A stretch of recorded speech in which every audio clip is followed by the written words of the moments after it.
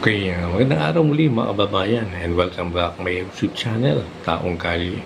Ayan, pag-usapan po natin itong muling pagbatikos ng mga maraming mga opisyalis ng ating gobyerno na kung saan pinatikos itong Korte Suprema. Ito nagsalita na nga si Atty. Topacio at ni-lecture niya itong mga opisyalis na ito na kung saan masakit na panalita yung mga binibitawan nilang sa Korte Suprema. Isipin nyo, hindi lang sa mga may mga iba nagmumura pa, minumura ang Korte Suprema, kaya ka dun, mga babayan, talagang namang galit na galit dito sa Korte Suprema. May mga senador tayo na galit na galit, gusto nilang ituloy yung impeachment dito kay BP Sara. Kaya nagbanta nga si Atty. Topacio, nakakasuhan niya itong mga opisyal na to, ng gobyerno, mga senador man to o kongresista, na kakasuhan niya na site of contempt itong mga taon to. At ito nga, si Dilima natakot, humingi na sorry. Kaya nakatuwa at nakikita po natin na talagang may mga opisyalis na kagaya ni Atty. Topacio ng mga abogado na talagang kinokorek yung mga maling ginagawa ng ibang official ng ating gobyerno na kung saan dapat hindi naman sila abogado, sabi niya Topacio, hindi naman kayo abogado, pwede kayo magkomento sa anong sa loobin ninyo, pero hindi ibig sabihin nagsasalita kayo, itama na kayo kasi 13 west yan, ibig sabihin masatalino yan, nalagay dyan sa may Korte Suprema yan dahil mga galing na mga west yung mga yan, na mga hukum ang mga yan. Pero questionin nyo at parang ginagawa yung mali pa ang mga desisyon na ginawa nila. Kaya ito, pakinggan po natin ito si Atty. Topacio na kung paano niya nirekturan, pinaliwanag yung mga dapat na maunawaan ng mga opisyalis na mga to. Yan, alam naman natin yan. Dito ko nababanggitin yung mga pangalan ng mga taong bumatikos sa Korte Suprema, mga kababayan. Ito, pakinggan na natin sa Atty. Topacio. Ito, pakinggan po natin. Muna para sa kaalaman po ng lahat, ipaliwanag po nating mabuti itong desisyon ng Korte Suprema sapagkat ang daming nakikialam, nagbibigay ng opinyon, hindi naman abogado. Ngayon, liwanagin ko yung aking sinabi, hindi naman abogado. Opo. Hindi po ibig sabihin, hindi kayo abogado, ay hindi na kayo pwedeng magbigay ng inyong opinyon tungkol dito sa desisyon ng Korte Suprema. Lahat naman po tayo ay may kalayaang maghayag ng ating niloloob. Ngunit, kung kayo ay pagtawanan, huwag rin kayong maninisi sapagkat meron nga nagsabing, porket pa hindi abogado, wala nang alam sa batas. Ipokrito ko daw. Kasi bakit daw sinasabi ko mga attorney Google? Hindi ba daw ako nag-Google? I-distinguish natin. Ako po ay hindi arkitekto. Kung gusto kong magpagawa ng bahay, nung ako'y nagpapagawa ng bahay, matagal na po yung 2005, nag-Google din po ako ng disenyo ng bahay. Pero pagdating sa pagkaplano, kumuha ko ng arkitekto, sinabi ko, ganito gawin mo. Siya ang gumawa, hindi ako. Ganon din po yun. Tingnan niyo yung batas, pero para sabihin yung kayo ay tama at yung 13 mahistrado ng Korte Suprema ay bali. Ito yung mga dalubhasa sa batas kaya nga na-appoint sa Supreme Court. Huwag naman tayo ganun kayabang. At pag kayo ay nang insulto sa Korte Suprema, ako, as an officer of the court, ididimanda ko kayo. Maniwala kayo sa Miyerkules po, may sasampulan na kaming isa. Ito nakakatawa nga, Ma'am Jubes. Opo, sir. Noong nag-warning ako umaga kahapon na magdedemanda ako doon sa mga nambabasto sa Korte Suprema, nung hapon, nag-sorry si Laila de Lima.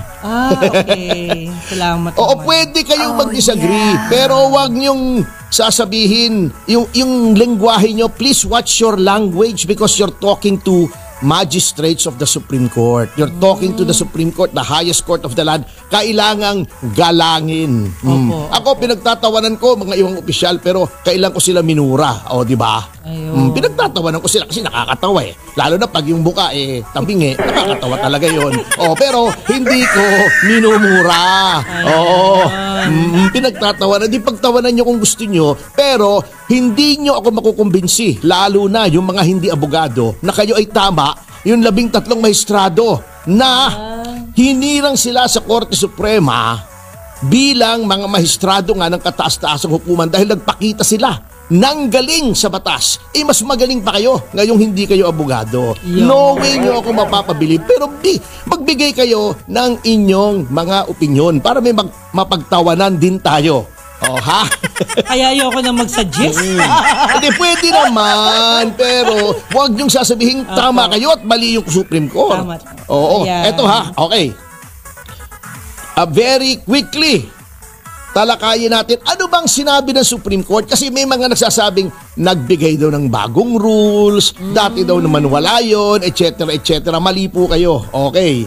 Anong sinabi ng Korte Suprema noong sinabi nila na walang bisa yung impeachment complaint laban kay pangalawang Pangulo Sara Duterte?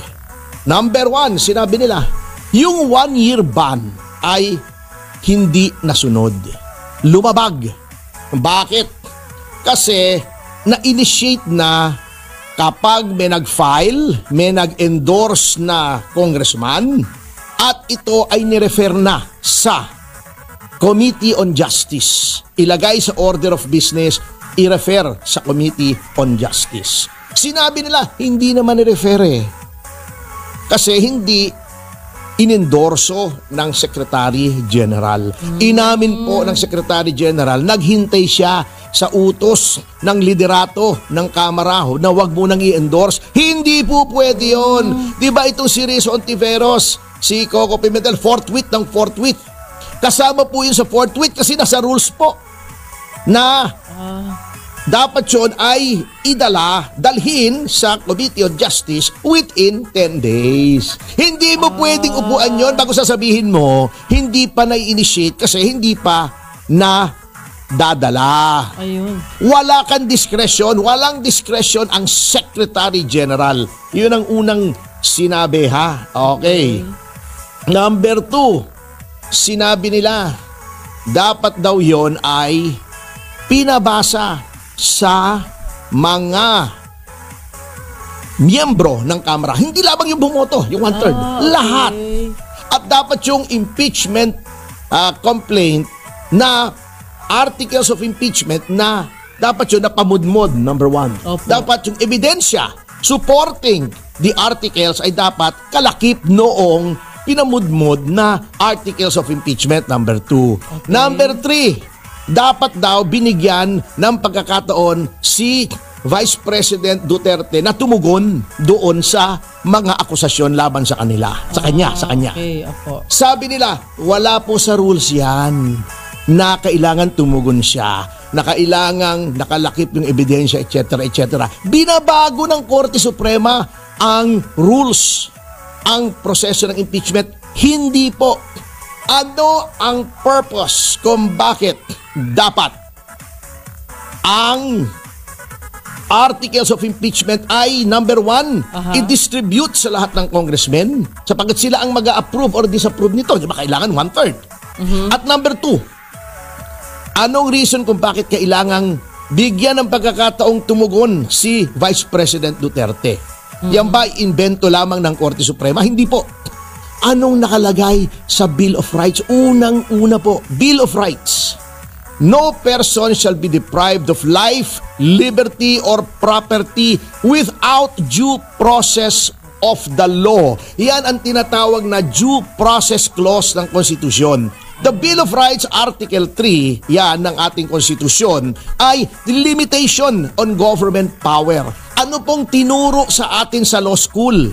Para doon sa mga abogado pa naman kayo. Anong tinuro sa atin? Ano nga ba? Sa bawat batas, kahit sa bawat kontrata, sa lahat ng ginagawa ng mga opisyal, sa lahat ng actions natin na bilang mamamayan, all the provisions of the Constitution are deemed written into, whether or not yan ay nakalagay sa rules, whether or not yan ay nakalagay sa mga kontrata, lahat ng provision ng Constitution considered kasama. Sabagkat yan ang highest law, pinakamataas na batas. Anong ibig ko sabihin? Baka sabihin nila, bakit pati kontrata? Bill of Rights, limitasyon sa power ng gobyerno. Yung non-impairment clause. Oh, di ba? Opo. Written into every contract yan. Yan ding due process clause. Kaya nasa rules ng House yan o wala, dapat lahat ng gagawin ng House ay may due process. Anong ibig sabihin ng due process? A law that hears before it condemns. Ngayon, si VP Sara lang ba ang kailangang bigyan ng pagkakataon tumugon? Hindi. Pati yung mga magdidesisyon. Kasi it hears before it condemns. Ayun. Bago mo ikondena si Vice President Duterte Opo. at ikaw ay mag-approve ng articles para i-transmit sa Senado, dapat nakita mo yung ebidensya. Kung hindi mo makita yung ebidensya, hindi mo nakita yung ebidensya dahil walang kalakip na ebidensya, violation ng due process yan. Ayun na yun. Okay, sige. Anyway, procedure na pina-follow at tulad ng sabi ko, para kontrahin yung mga sinasabi ng mga kritiko ng Korte Suprema, due process po yan. Yan ay nasa konstitusyon. Hindi nyo na kailangan na yan ay ilagay sa inyong rules sapagkat due process is deemed written into every rule, every law. In fact, kahit gumawa kayo ng batas at ito ay nagba-violate sa due process clause, i-strike down yan ng Korte Suprema as it has happened in so many cases. Okay, anong mga options ng Senado? Senado as an impeachment court. Ito, saganang akin lang, hindi po ako legal luminary. Hindi po ako katulad nung nagpayo kay Senator Tito Soto. Legal luminary daw. Pero graduate yata sa One Ball University. Alam mo yung One Ball University? Ano ito? Yung school buko. Eskwela ko, dito enjoy ako.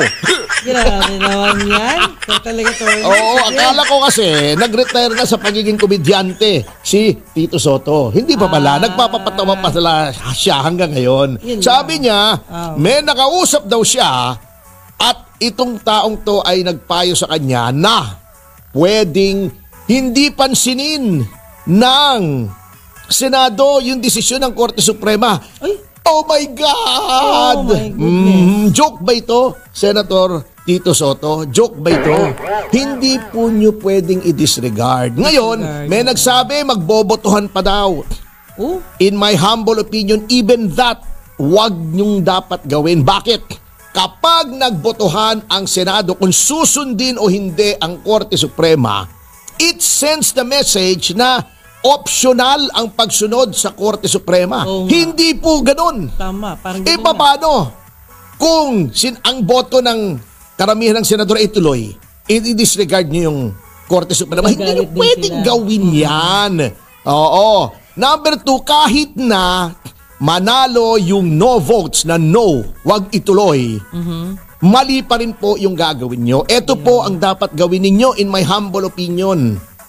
Nag-convene kayo since na-convene na yung ang Senate as an impeachment court. Pasumpain nyo na rin yung mga bagong senador at senator judges. Then, since na-inform na naman pala kayo, in-acknowledge na na-inform na by email yung Senate ng desisyon ng Korte Suprema, the Senate President as presiding officer of the impeachment court should inform formally the members thereof, the senators judges, na mayroong desisyon ng Korte Suprema na wala silang jurisdiction. Therefore, i-declare na niya na functus officio ang impeachment court. Yun, very orderly. Ngayon, kung may hihirit, hayaan nyo siya magdadaldal, bigyan nyo ng 15 minutes. Pero, pagkatapos noon, hayaan mo magdaldal si Ontiveros, kung sino man dyan, si Tito Soto, then pagkatapos, tapos na. Wala rin namang magagawa yung daldal nila. Pero out of respect to them, lagay ninyo on record yung kanilang gustong sabihin.